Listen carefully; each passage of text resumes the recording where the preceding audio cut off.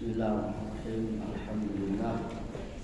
Sallallahu wasallam wa baraka ala Rasulillah wa ala alihi wa ashabihi wa mawala. Amma ba'd. Assalamualaikum warahmatullahi wabarakatuh. Marhaban bik. Allah Subhanahu wa ta'ala ማመን በሚለው ዙሪያ ስንማርከመን እና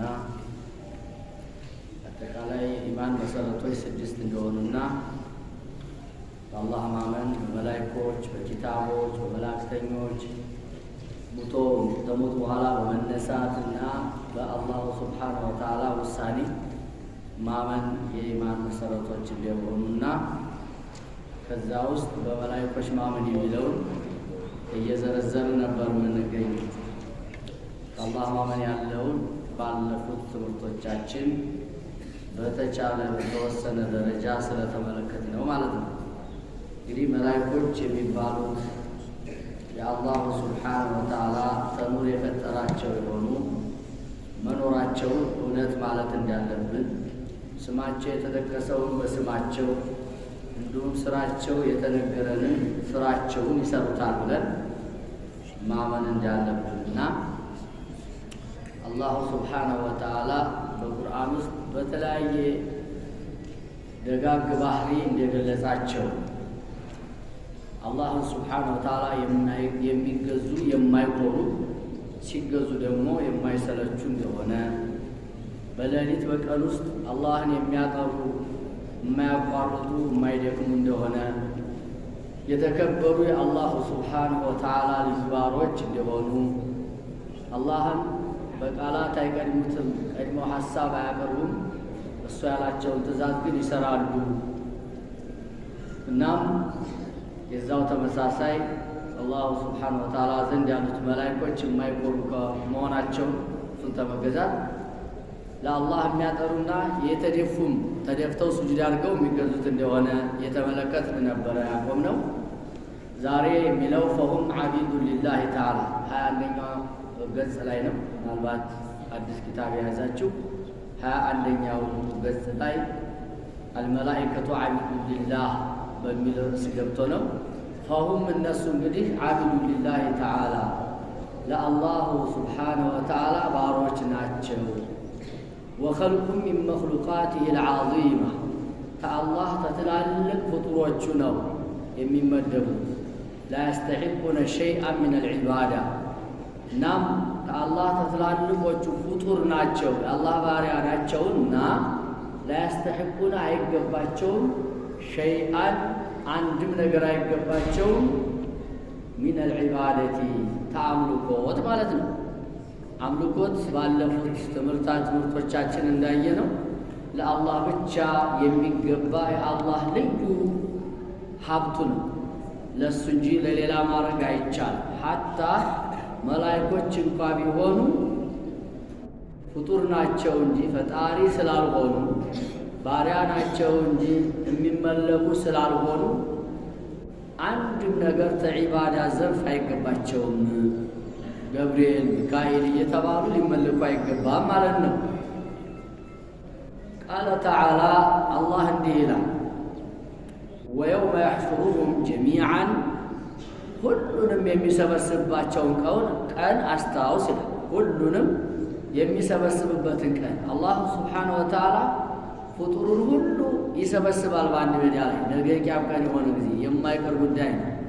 ከዛም ተሰበሰበ በኋላ ثم يقول للملائكة ለመላእክት የሚልበትን ቀን ይላቸዋል። አሃኡላኢ ኢያኩም ካኑ ያዕቡዱን ይላል።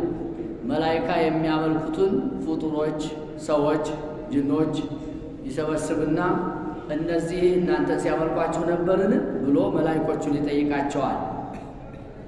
እነዚህን ሲያመልኩ የነበሩትን አካባቢ ለማሳፈር አሃኡላ እነዚህ ኢያኩም እናንተ አለ ያዕቡዱን ካኑ ያዕቡዱን ሲያመልኩ ነበር ሲላቸው ቃሉ ይላሉ ሱብሓነክ እናጠራሃለን ከአንተ ውጭ የሚመለክ ተመኖር ይላል። አምልኮት ለእነሱ የማይገባ ባህሪ ስለሆነ ከአላህ ውጭ መመለክን በፍጹም አያምኑ አያቀሩ። አንተ ወልዩና ሚን ዱንሂም ይላል አንተ ነህ ወዳጃችን ረዳታችን ከነሱ ውጭ እነሱን አንፈልግም ይላሉ። ሙሽሪክ ስለሆኑ አንፈልግም፣ አንተ ነህ ፈጣሪያችን ረዳታችን። በልካኑ ያዕቡዱነ ልጅነ ይላል። በእውነቱም ጅን ነበር ሲያመልኩ የነበሩት እኛን አይደለም። አክተሩሁም ብዙዎቹ የሰው ልጆች ቢህም በጋኒኖች ሙእሚኑን አማኞች ነበሩና እነሱ እየወሰወሷቸው እንደ መላእክት አምልኩ ሌላ አምልኩ እያሉ እነሱን ታዘው ነው እንጂ ታመለኩን የሚያመለኩን እኛ ታላህ ውጭ አምልኮት ይገባናል ብለን አናምንም፣ አልተጣራንም፣ አልደግፈውም ብለው በይነል መላ ያ ፍጡር ሁሉ በተሰበሰበበት ሁኔታ አላህ ጥያቄ አቅርቦ እነሱም ይግዳሉ ማለት ነው። መጀመሪያ መላእክቶች ዒባዱ ሙክረሙን ናቸውና አምልኮት ስለማይገባቸው እኛ አንተን ታንተ ውጭ ተመላኪ የሌለ መሆን እናጠራሃለን፣ አንተ ነህ ከእነሱ ውጭኛ ወዳጃችን።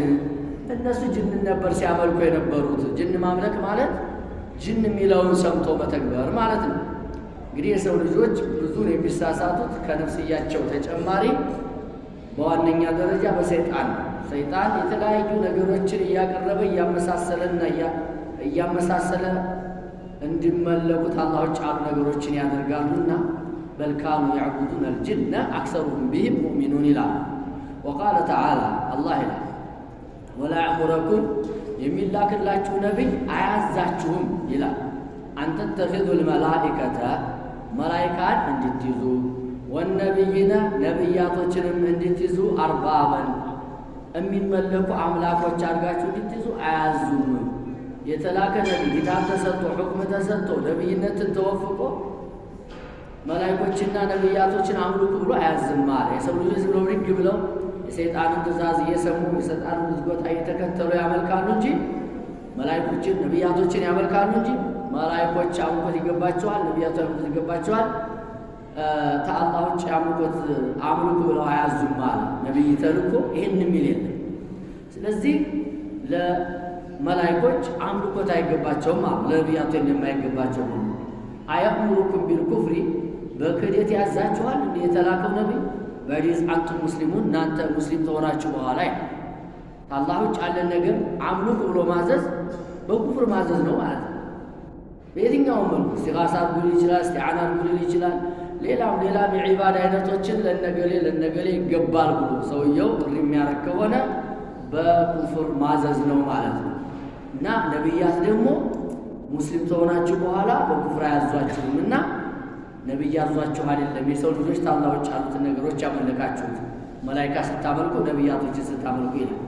ወፊ ሶሒህ ሙስሊም በሙስሊም ሰሒህ በሆነው ኪታባቸው አን ዓኢሸተ ረዲየላሁ ተዓላ አንሃ ከዓኢሻ ተወራ ቃለት አለች ቃለ ረሱሉላህ ሰለላሁ ዐለይሂ ወሰለም ረሱል ብለዋል አለች ኹሊቀት ልመላኢከቱ ሚን ኑር መላይኮች ተብርሃን ነው የተፈጠሩት።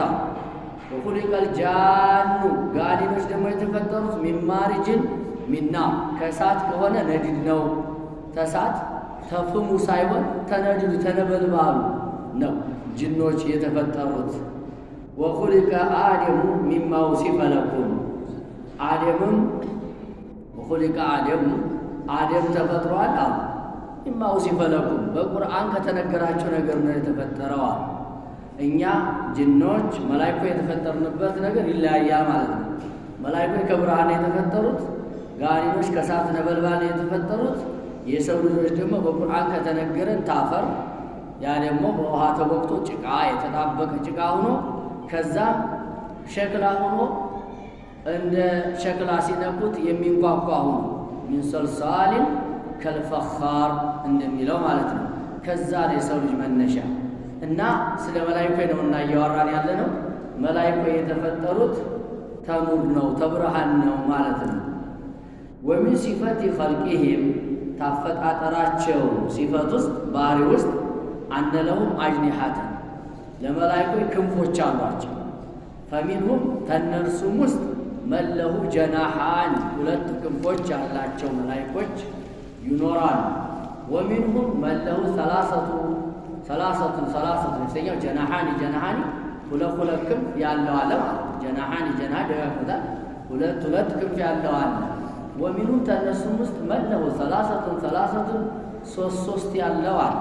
ወሚኑም መለሁ አርባዓቱን ከነሱም ውስጥ አራት ክንፍ ያለው መላኢካ አለ። ወሀከዛ እንዲሁ እያለ ይቀጥላል። ለምሳሌ ጅብሪል ዓለይሂ ሰላም ወደፊት ይመጣልና 600 ክንፍ እንዳለው ነቢዩ ዓለይሂ ሰላቱ ወሰላም በሐዲስ አረጋግጠውልናል። በዚህ ዙሪያ ቃለ ተዓላ አላህ ይላል ስለ ክንፋቸው ማለት ነው። ሱረቱ ፋጢር መጀመሪያው አንቀጽ ላይ አልሐምዱሊላህ ምስጋና ለአላህ ይገባው ይላል። ፋጢር ሰማዋት ወልአርድ ሰማያትን ምድርንም ያስገኘ የሆነ ፋጢር በአማርኛውን ፈጣሪ ማለት ችግር ያስገኘ የፈጠረ ብትለው ትችላለህ። ጃዒል መላኢከቲ መላኢካዎችን ያደረገ የሆነ ምስጋና ይገባው። ሩሱለን መላእክተኞችን ያደረገ ወደ ማን የሚላኩ ከእሱ ዘንዳ ወደ መላእክተኞች የሚላኩ ማለት ወደ ሰው መላእክተኞች ወደ ነቢያቶች የሚላኩ መላእክተኞች ያደረገ ለአላህ ምስጋና ይገባው። ኡሊ አጅኒሐቲን የክንፍ ባለቤት የሆኑ ያደረገ የሆነ ኡሊ ባለቤት ማለት ነው። አጅኒሐ ክንፎች ማለት ነው። የጀናህ ጀምዕ እና የክንፎች ባለቤት ያደረገ የሆነ መስና የሁለት ወሱላሰ የሶስት ወሩባዓ የአራት ክንፍ ባለቤት ያደረገ አለና ከዚህ በኋላ እንግዲህ የዚዱ ፊል ኸልቅ ማያሻ አላህ ባፈጣጠር ደግሞ የፈለገውን ይጨምራል አለ። ቅድም እንዳለው እንግዲህ እስከ 600 ክንፍ ያለው መላኢካ እንዳለ ተነገረን ማለት ነው። የዚዱ ፊል ኸልቅ ማያሻ ስላለ አላሁ ጀለ ወዐላ ኢነላህ አላህ ደግሞ እንዴት 600 ክንፍ ይፈጥራል ከዚህ በላይ እንዴት አይተን የማናውቀው ነገር እንዳትል። ኢነላህ እርግጥ አላህ አላ ኩሊ ሸይን ቀዲር በሁሉ ነገር ላይ ቻይ የሆነ ጌታ ነው። ክንፍ መፍጠር አይደለም ሰማያት ምድር የፈጠረ ክንፎችን ጨማምሮ መፍጠር የሚያቅተው አይደለም ይላል። ወፊ ሶሒህ ቡኻሪ በቡኻሪ ሶሒህ በሆነው ኪታባቸው ውስጥ አን ኢብኒ መስዑድ ተዓብድላህ ብን መስዑድ ተወራ አን ነቢ ረዲየላሁ ተዓላ አንሁ አላህ ይወድለትና ተስራውን አን ነቢይ ሰለላሁ ዐለይሂ ወሰለም ነቢያችን እኮ ረአ ጅብሪልን አይተውታል። ለሁ ለሱ 600 ጀናህ 600 ክንፍ ኖሮት አይተውታል። ነቢዩ ሰለላሁ ዐለይሂ ወሰለም ተተላኩ ጀምሮ እስከሚሞቱ ድረስ በ23 ዓመት ውስጥ ቁርአንን በተለያዩ አጋጣሚዎች ጅብሪል እያመጣ ይሰጣቸው ነበር። ያ ሁሉ ግን ሲመጣ በተፈጠረበት ሆኖ አልነበረም የሚመጣው። አንዳንድ ጊዜ ገጠር መስሎ ይመጣል። ብዙ ጊዜ ድሕያ ብኑ ኸሊፋ አልከልቢ የሚባል በጣም የሚያምር ሰዋብ አለና በሱ ተመስሎ ይመጣል። በተፈጠረበት ያዩት ግን 2 ጊዜ ነው። አንድ ጊዜ መሬት ሂራ ላይ፣ አንድ ጊዜ ደግሞ ሰማይ በሄዱ ጊዜ ናል። በዛን ሰዓት ሲያዩት ነቢዩ ዓለይሂ ሰላቱ ወሰላም 600 ክንፍ ያለው መላኢካ ሆኖ ነው ያዩት። የሰማውን ዳርና ዳር ዝግት ያደረገው ሆኖ ማለት ነው። ሲያዩትም እንዳልቻሉና እንደወደቁ ነው የሚነገረው። መላኢካ በጣም ግዙፍ ነው ማለት ነው። ይህን አሁን ስናየው በጣም ይገርማል፣ ይደንቃል። ከዚህ በላይ የሚደንቀው ግን ይሄንን መላኢካ የፈጠረው አላሁ ጀለ ወዐላ እና መላኢኮች የአይነት ባህሪ እንዳላቸው ልናውቅ ይገባል። ክንፍ ያላቸው ናቸው። መነሻው 2 ነው። ከዛም ደግሞ በላይ የፈለገው ያህል ጨምሮ ክንፍ ሰጥቶት እንደ ጅብሪል ያለውን እስከ 600 ክንፍ ሰጥቶት የፈጠራቸው መላኢኮች ናቸው መላኢካ ማለት የሚል ነው። እንግዲህ ያው እንዳናስረዝምባችሁ ለዛሬ ወደዚች እናሳርፋታለን። የተወሰኑ እስከዛሬ የተማርነው አንዳንድ ጥያቄዎች ልጠይቃችሁ ወደድኩ። እሱም ቀለል ያለ ጥያቄ ነው። አብሽሩ በጣም ስንደጋግመው የነበርነው ነው። እንግዲህ በአላሁ ሱብሓነሁ ወተዓላ ማመን ማለት ስንት ነገርን ያካትታል? እነሱስ ማን ናቸው? የሚል የመጀመሪያ ጥያቄ ይሆናል። እንግዲህ በዚህም በቀኝ በፊት ለፊትም በዚህም ቢያንስ አንዳንድ ሰው እንኳን ጥያቄን እንዲያስተናግድልኝ ይፈልጋል። አላህን አንድ ማድረግ ሲባል በምን እናደርገዋለን? እነዛስ ማን ናቸው? ለስንት ይከፈላል? እነሱስ ማን ናቸው? አብሽሩ የሚያስፈራ ነገር ስንማረው ስንደጋግም የቀረም ነው።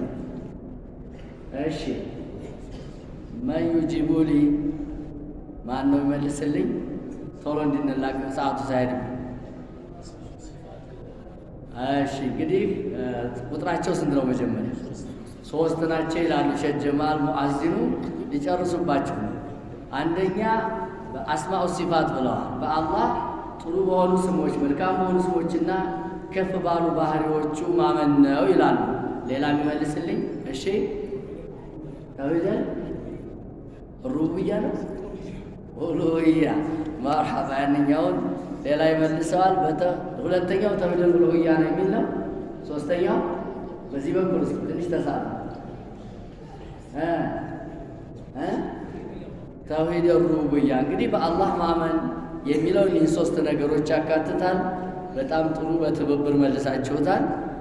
ሶስት ነገርን እናምናለን። አላህ ዓለሙን አስተናባሪ ነው፣ አምልኮት የሚገባው ለሱ ነው። ከዚያም ጥሩ ባህሪያትና መልካም ስሞች አሉት ብለን ማመን ነው። ሌላው የኢማን መሰረቶች ስንት ናቸው? በጣም አጭር ከልጆች እንደውም የምፈልገው እነማን ናቸው? መርሐባ የኢማን መሰረቶች 5 ብሎ ትደግፉታላችሁ? እሺ አንተ 6 ማን ናቸው? እሺ አንተ ዘረዝራለህ? በመላእክት ማመን። እሺ ነው የሚጀምረው።